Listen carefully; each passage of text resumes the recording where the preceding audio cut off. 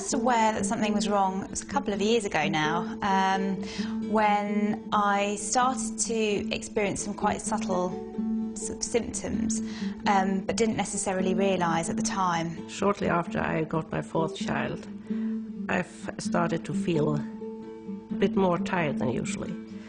I was worrying feeling, felt a lot of anxiety, didn't really recognize myself. I had also different moods, and I started to gain weight. And I also got dry skin. And yes, didn't really feel well, and it just got worse and worse. Then when my older son Fredrik started to feel some symptoms, I first didn't think about it anyhow. I would say it was about 12 years ago, and the first symptoms was that I was always tired. I was playing ice hockey at the moment, at an elite athlete level.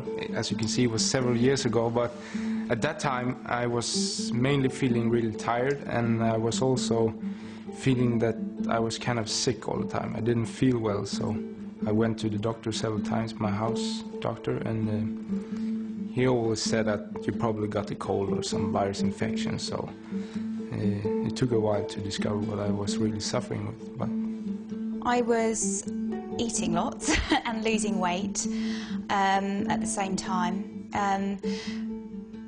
Experiencing mood swings when generally I'm not a particularly moody sort of person, don't normally go through differences in moods.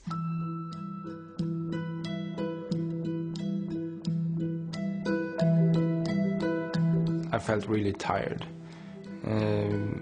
Eventually I also got a little bit depressed by this, and I also suffered from headaches, and it was getting worse and worse, so eventually I had a headache every day.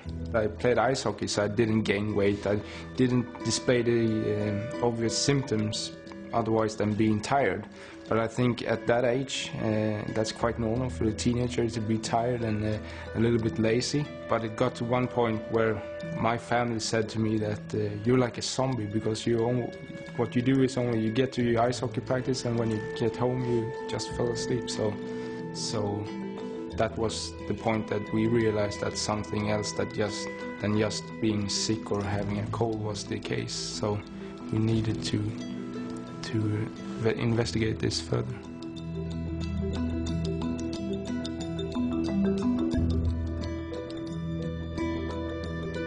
When I look back at the symptoms that I experienced, the best way that I can describe it really is like having a shot of caffeine, a massive shot of caffeine in the morning, because everything about your body is just sped up. At work, I was finding it quite hard to concentrate for long periods of time. I'd say I had an attention span like a gnat. It was really, really short. And obviously with a lack of concentration, you know, you can easily start to make mistakes.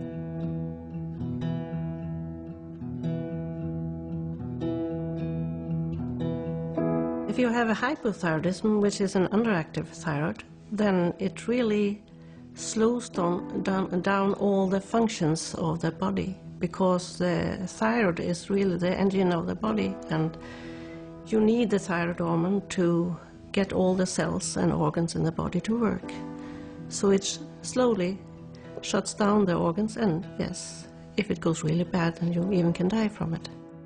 I think it's more common in older women or older people, but I think it's becoming increasingly common amongst younger women as well. So it is important for people to be aware of their bodies and listen to the subtle changes that you might experience, and go to your doctor to seek help if you think something's not quite right.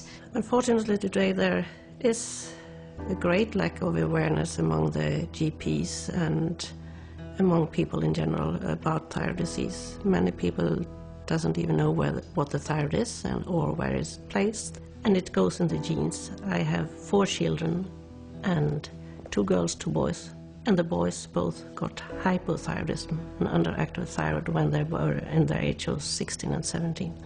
I guess I felt a little bit guilty about it, but at the same time it's a disease that you can live with, but of course you don't want your children to be be sick in any way. I would really advise people that either themselves feel the symptoms of getting tired or gaining weight or losing weight and not feeling themselves, getting worried or whatever, the symptoms that we mentioned, then really don't hesitate. Go to your GP or some other healthcare personnel and ask for getting the samples done, because it's really such an easy test. It's a blood sample to get to know if you have problems with your thyroid or not.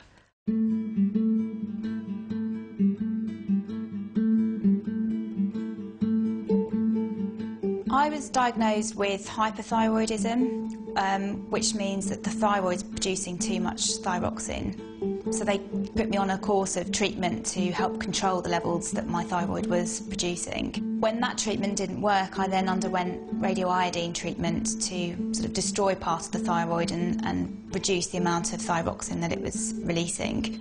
I'm now actually experiencing the opposite side of things, where things are a little bit slower, but it's much easier to control via medication, so I feel a lot happier. I suffer from hypothyroidism, and I have to take the levothyroxine, and I'm probably going to have to take it for the rest of my life. Today, I would say I'm not aware at all, except for taking a medication each morning. And also for sure I'm making sure that we check it regularly. It means taking a blood sample every 6 months or so. My thyroid is producing reduced thyroxine now, and it's supplemented quite easily with tablets that I take every day, and I will continue to do so for the rest of my life now. I would say that the condition's really well managed now. I lead a normal, very healthy, happy life and just take my daily tablets, and that keeps me going. I do feel lucky, of course, because my mom helped me through this, and I feel very sad for the people who doesn't have the information. I think it's very hard to discover yourself, and if you don't have the doctors who have the knowledge and doesn't believe in you, I feel really sorry for them.